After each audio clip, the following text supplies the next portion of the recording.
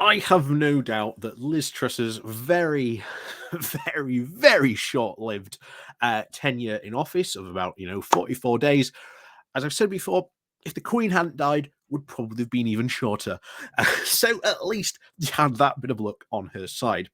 But for someone who absolutely shattered one of the biggest certainly plays and phrases that the Conservatives you would always use of "don't worry," every single general election going back, at least that I've always been aware, the Conservative message has always been, "Oh, don't trust Labour with the economy. Trust us. We're far, far better, custodians of the economy than Labour. You can't trust them with the economy. Don't be silly."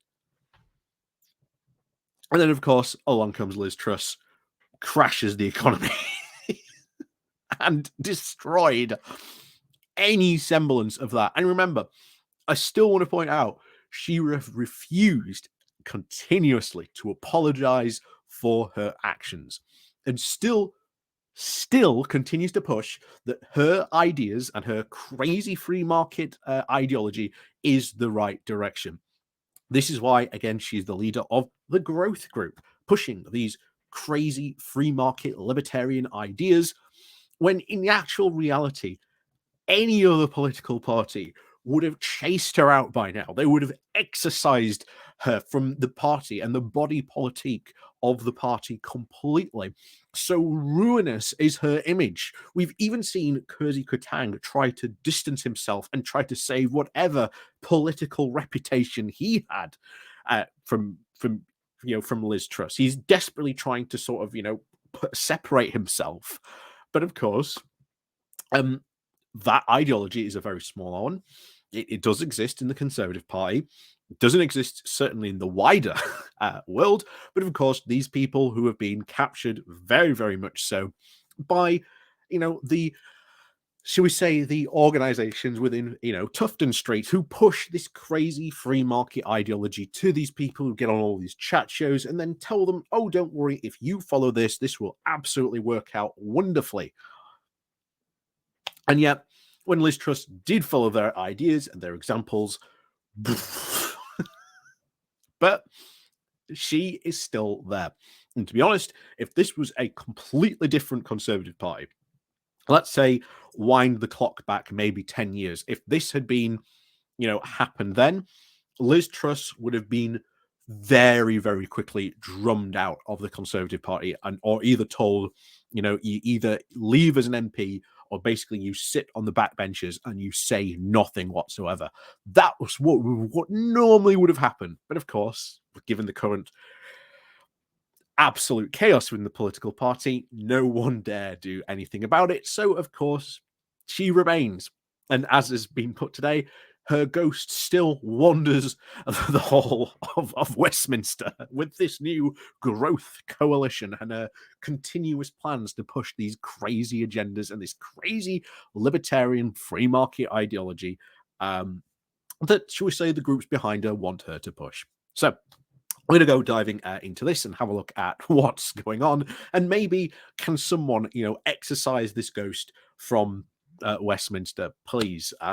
It really needs to be, so we say, gotten rid of as quickly as possible.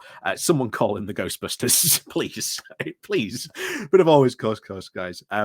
Please do remember to hit that like, share, and subscribe button. And of course, down below, there are links to my Patreon page and a foundation link called Buy Me Coffee, where you can buy me coffee. And as always, thank you very much to all those people who do help support the channel. Like I say, down below, there is the YouTube thank you button and, of course, the Pony Club as well. So, on with today's look at this. So, this comes with The Guardian with the title of Liz Truss's growth agenda is still haunting the corridors of Westminster. The political rehabilitation is a grueling exercise, no more than for Liz Truss, who is consigned to the history books as Britain's shortest-serving Prime Minister, having shattered the Conservatives' mantle for careful stewardship of the economy. And I also want to point out, shortest living British Prime Minister, because you look at the others who had a very short term, they were either died or were, well, assassinated. Yeah, she has a very, very, very dubious place now in British political history. But back to it.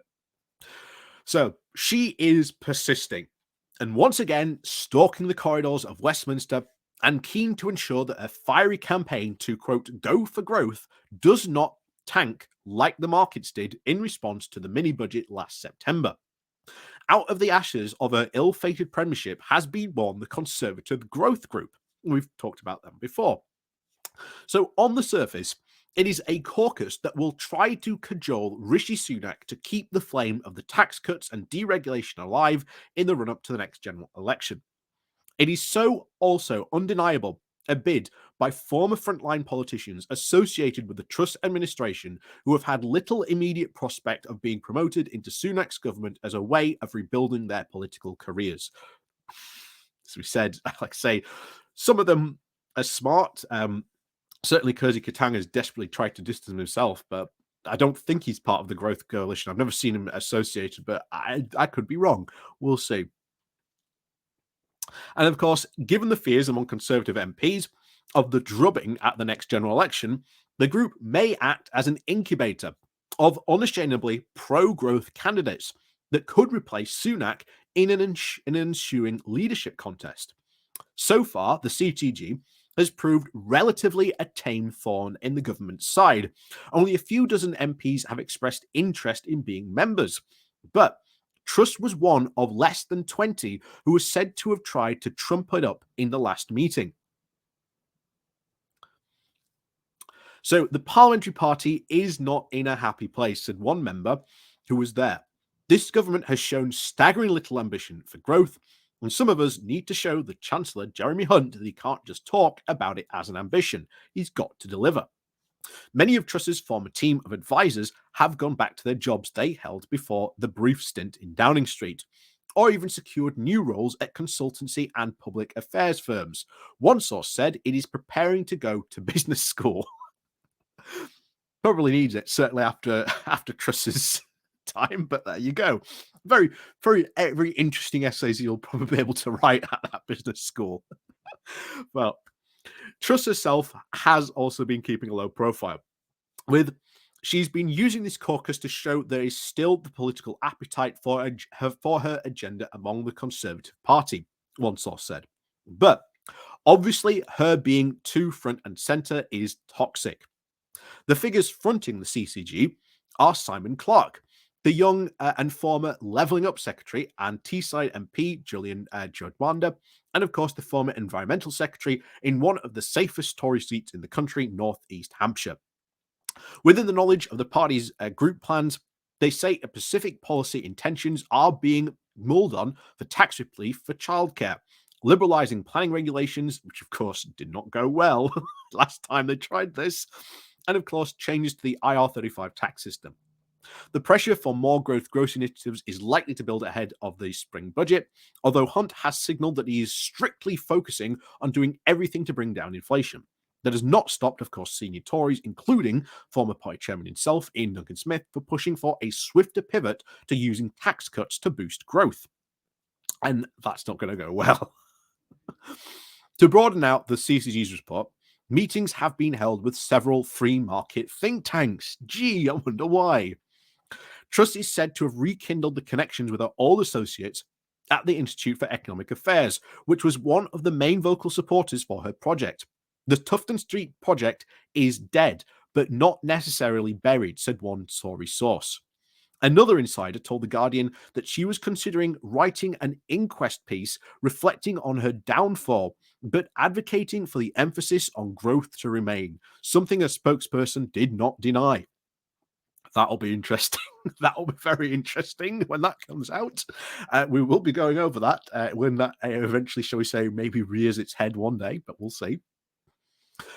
Though some Sunak supporters do believe that Truss's programme has been so publicly discredited, there will be very little pressure for him to take the CCG seriously over the next 12 months. The group may have a more influential role in future leadership contests. Or shall we say, the future coming Tory civil war, of which it will ultimately play a very big part in. I can suggest that now.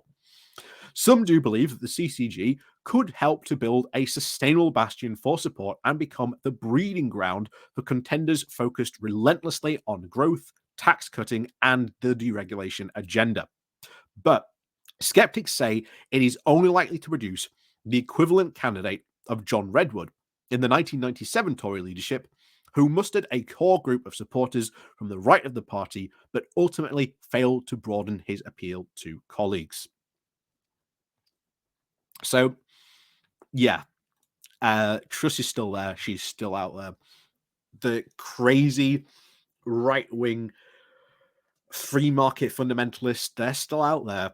You know, most of them are Brexiteers, always have been very much Brexiteers of wanting to push this crazy idea. Truss was certainly the closest they have ever come to power. And of course, you saw how well quickly that project failed. So there is certainly hope in the future that this will sort of probably be there in the background. Maybe it will fuzzle and fizzle away. I do like the quote from that former Tory source that they said, you know, the Tufton Street may be dead, but it's not going away.